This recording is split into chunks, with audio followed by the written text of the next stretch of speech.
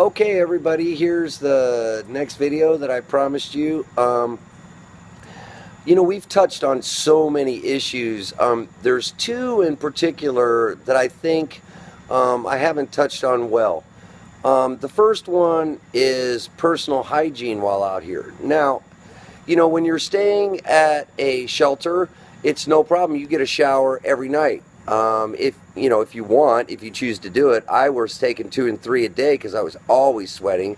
But when you're living on the streets like I have been, there's no place to get a shower, especially if you don't have any money. And so you end up taking a bird bath in a hotel or in some place where you think you're not going to get in trouble.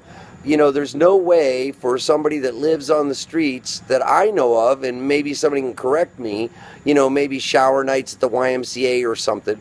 But for the majority of the time, you really have no way to take care of yourself, to clean yourself, to, have a sink to shave in a legal fashion. If you go into a hotel or if you go into a motel or a business office or whatever, and you go in and use their sink, I don't know how legal that is if you're not a guest of that building. I know a lot of the places, like the public library here downtown, has a big sign, no public grooming. So, I don't know how when we have these people out in the heat, all day, literally in 90-degree heat, who's going to smell good after that? Then add to that the fact that we're not giving them any place to clean themselves legally. And, you wonder why they are desperate to get a hotel room for one night instead of using their money more responsibly. Well, who wants to sleep on the carpet stinky? I mean, not the carpet, but I mean the asphalt stinky. Nobody. That's the point. So, that brings up another point related to that. That family that we saw today, and numerous other times, people look at you like you're gross. They don't want to hug you. They don't want to be near you because you don't smell well.